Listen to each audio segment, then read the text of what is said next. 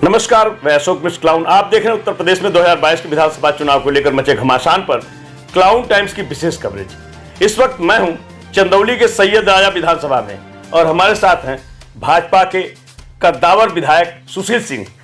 क्या माहौल चल रहा है सुशील जी? अंतिम चरण में चुनाव है यहाँ पे। नमस्कार, क्लाउन टाइम के पूरे टीम को बहुत बहुत शुभकामनाएं।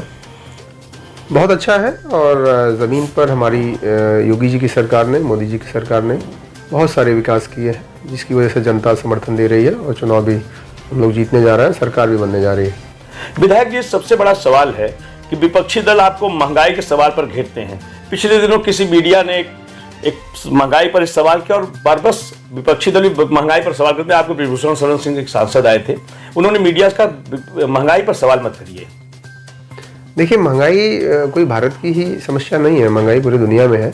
और रही बात कि जिस विषय के लोग महंगाई के विषय पे कहते हैं कि धान का रेट बढ़ गया, गेहूं का रेट बढ़ गया, तो जो किसान या जो व्यापारी अपना मेहनत करता है, फसल पैदा करता है जो किसान, और उसकी फसल का अगर उसको रेट भी नहीं मिले तो फिर वो रेट नहीं बढ़ेगा तो क्या होगा? अब लोग कहेंगे धान का रेट बढ़ गया, लोग कहेंगे दाल का रेट बढ़ गया, लोग बोलेंगे सब्जी का रेट बढ़ गया, लोग बोलेंगे तेल का रेट बढ़ गया।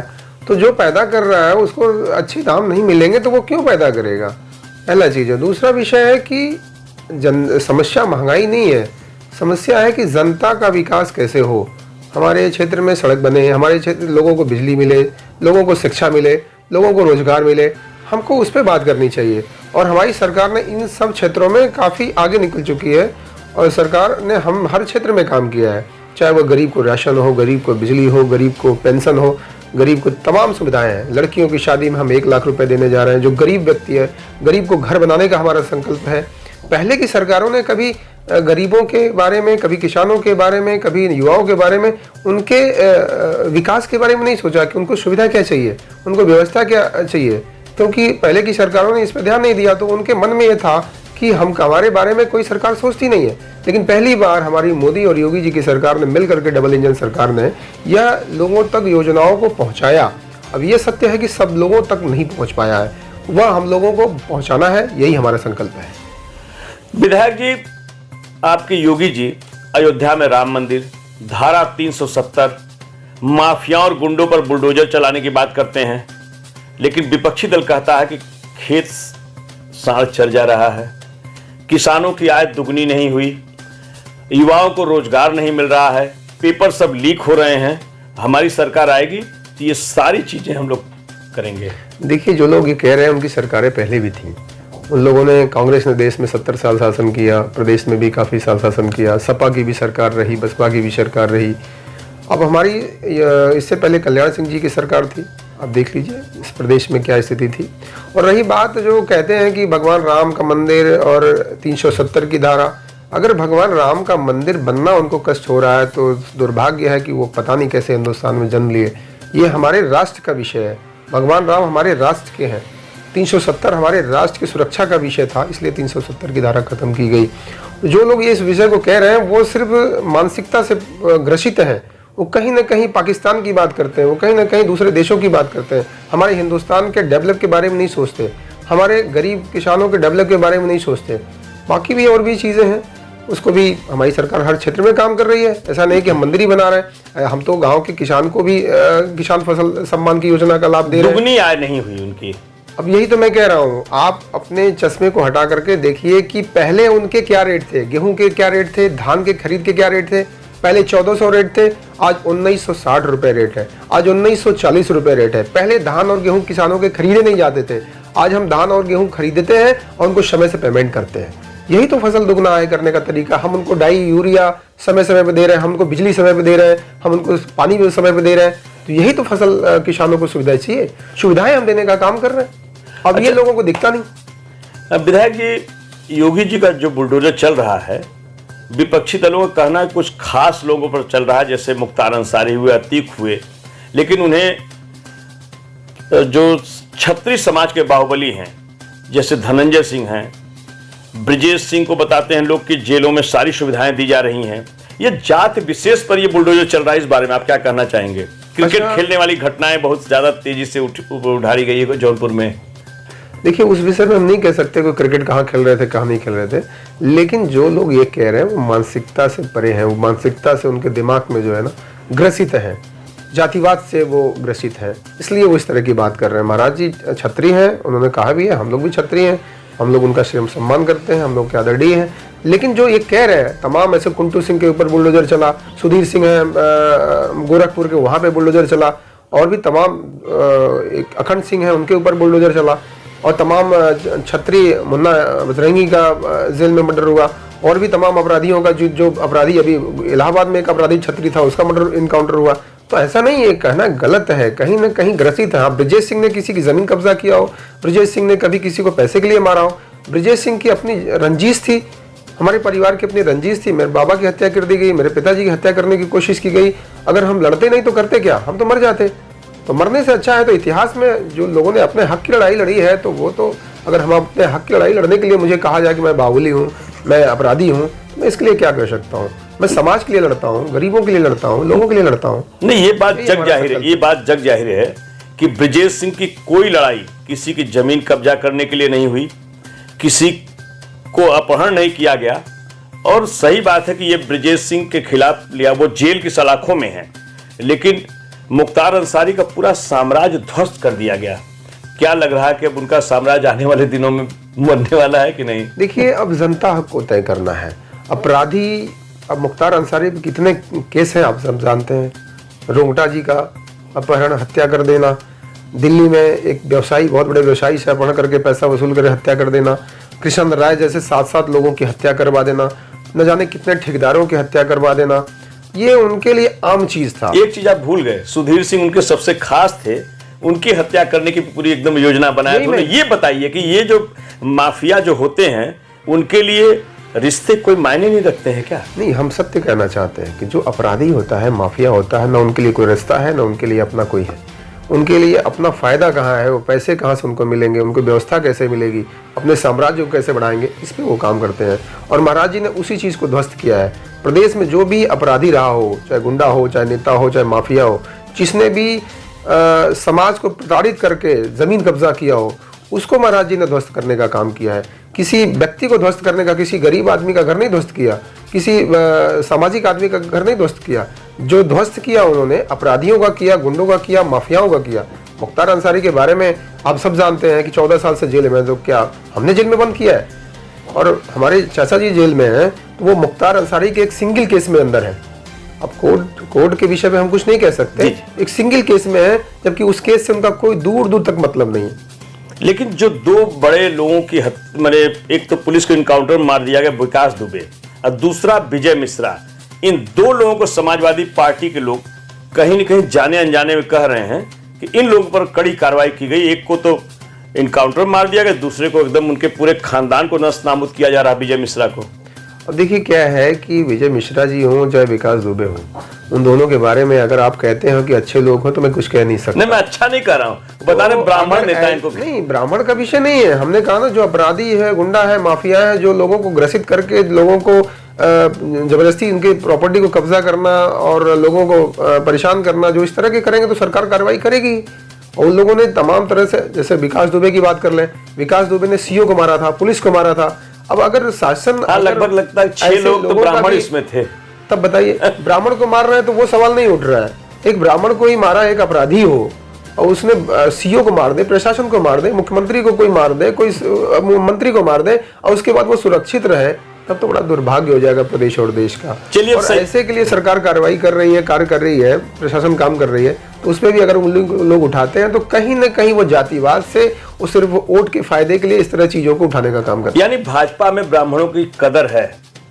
अगर आपसे सीधा सवाल किया जाए, क्षत्रियों को महत्व दिया है, ब्राह्मणों की? ब्राह्मणों का हमेशा सम्मान है। हम क्षत्रिय हैं, हमेशा ब्राह्मणों को अपने सर माथे पे लगाते हैं और उनका पैर माथे पे लगाते हैं, और उनका सम्मान हमारा परिवार या हमारा क्षत्रिय समाज हमेशा करता है। और जैसे पंडित अपने अटल बिहारी वाजपेयी जी थे, प्रधानमंत्री थे, पूरा क्षत्रिय समाज उनके साथ था। मुरली मनोहर जोशी जी हमारे थे, हम लोग भी उन्हीं के वजह से हम लोगों पे दाग लगा कि वो भाजपा के हम लोग हैं। भाजपा के तो हम हैं ही, बसपा ने मुझे पार्टी से निकाल दिया कि जोशी जी की मदद करते हैं। तो ब्राह्मणों को तो सम्मान हम पहले भी करते हैं, आज भी करते हैं, हमेशा भी करेंगे। अब लेकिन अभी कोई विषय ये कह दे कि ब्राह्मणों का भाजपा में बहुत सम्मान है। आज जेपी नड्डा जी है, ब्राह्मण है, हमारे महेंद्र नाथ पांडे जी हैं, हमारे मिनिस्टर हैं और सांसद हैं। लगातार मैं 3 बार से कोशिश कर रहा था कि मुझे भी MP का टिकट मिले, लेकिन उनको पार्टी ने दिया। हम लोग उनके साथ हैं और पूरी मजबूती के साथ उनके साथ खड़े हैं। कभी विधायक जी, यही एक सवाल जुड़ा हुआ है कि पिछला चुनाव जब महेंद्र पांडे जी यहाँ लड़े थे सांसद का, तो सुशील सिंह ने पूरी ताकत झोंक दी, पूरा चुनाव फंस गया था उनका। और इसमें विनीत सिंह भी एसोसिएट हुए थे, शायद आपका हाथ मिलवा दिया था। तो ये अंतिम चरण में चुनाव आपने जिताया, ये भी तो ब्राह्मण का सम्मान है। तो हम तो यही बात कर रहे हैं, हमने तो हमेशा ब्राह्मण का सम्मान किया है।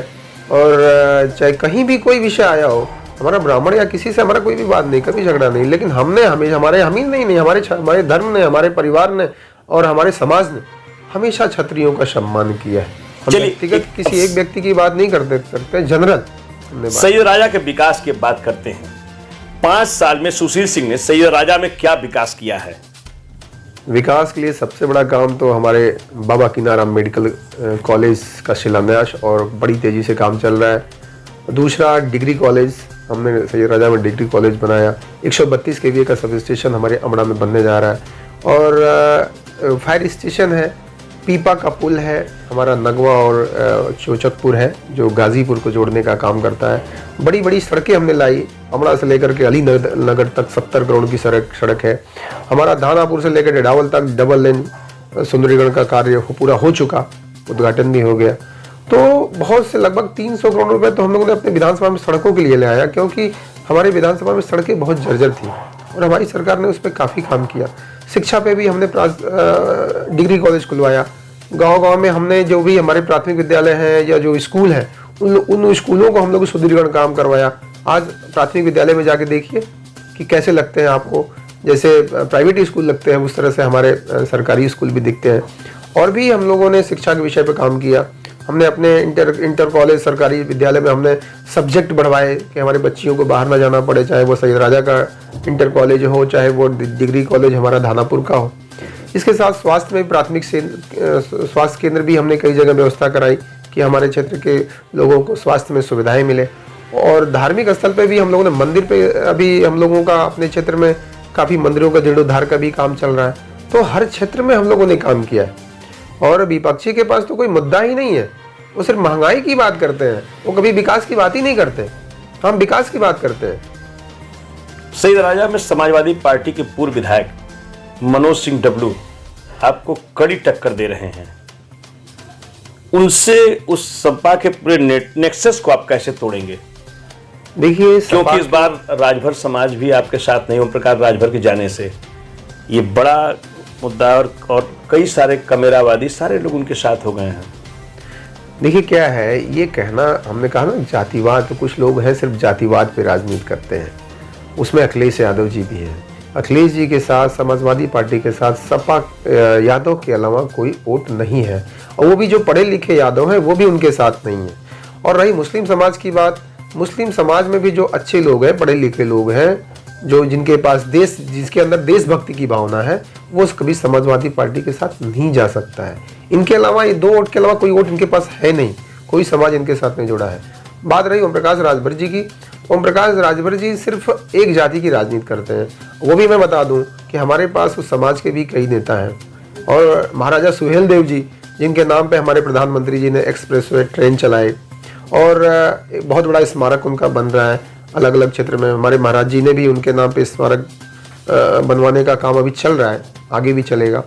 तो बहुत राजभर समाज के लिए हमारी सरकार ने भी बहुत काम किया है। तो राजभर समाज उनके साथ नहीं है, राजभर समाज बीजेपी के साथ है, मोदी जी को देख रहा है, क्योंकि उसको भी विकास चाहिए, वो भी बहुत पिछड़ा है।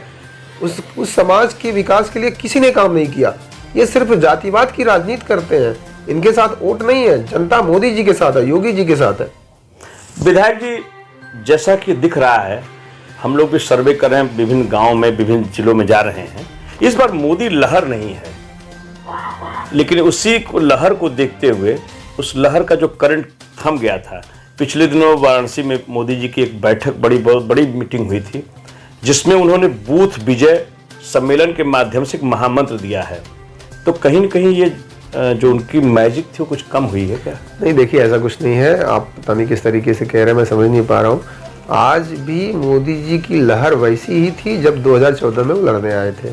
आज भी उनकी लहर बढ़ती जा रही है। पहले तो वो आए थे, लोगों की उम्मीद थी कि काम करेंगे, और उन्होंने जो काम कर दिया, तमाम ऐसे बुजुर्ग हैं, भैया किस पार्टी से हो, हमने कहा मोदी जी, हाँ हम तो मोदी जी को वोट देंगे।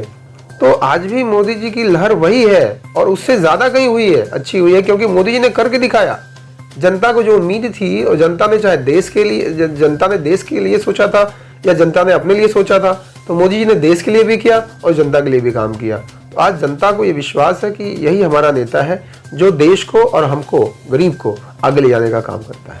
अगले 5 साल में सैयद राजा के लिए कौन सा काम आपका छूटा जिसे आप करेंगे? काफ़ी संकल्प है।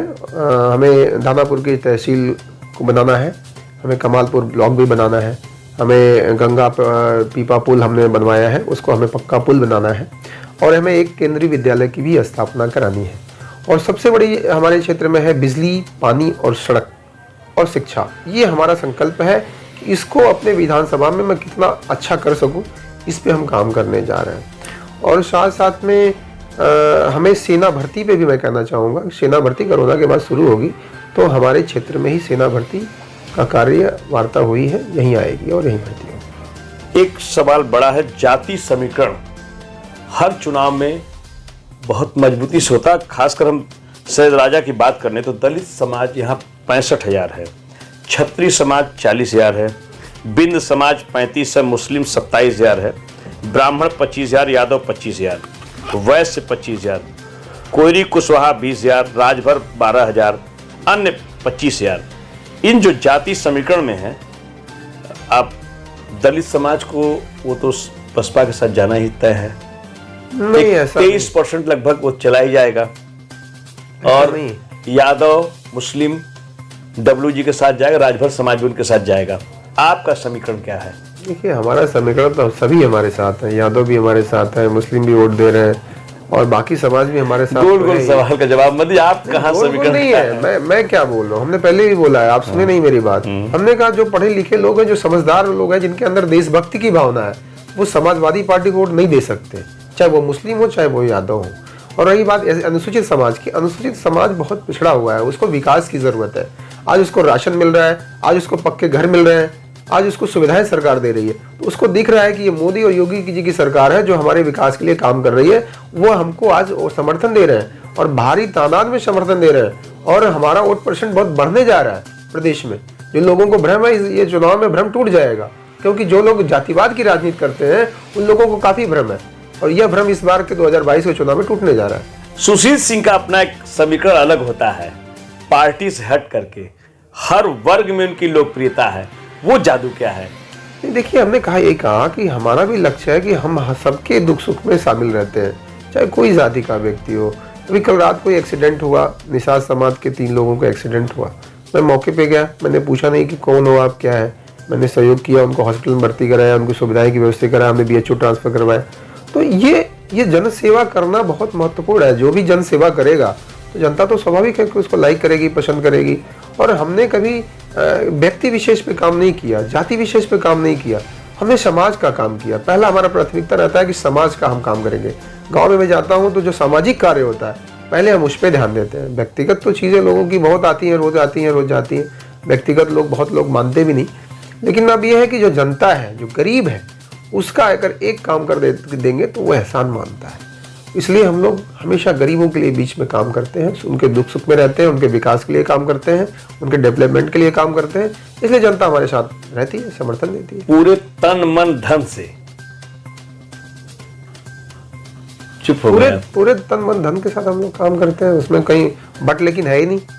पूरा समय देना, पूरा अपने तरीके से सहयोग करना। क्लाउन टाइम से बातचीत करने के लिए आपका बहुत बहुत स्वागत है। नमस्कार। क्लाउन टाइम्स की खबरों को आगे भी देखने के लिए हमारे YouTube चैनल को लाइक करें, सब्सक्राइब करें, बेल आइकन को प्रेस जरूर करें। क्लाउन टाइम्स की खबरों को Facebook पेज पर देखने के लिए पेज को लाइक जरूर करें।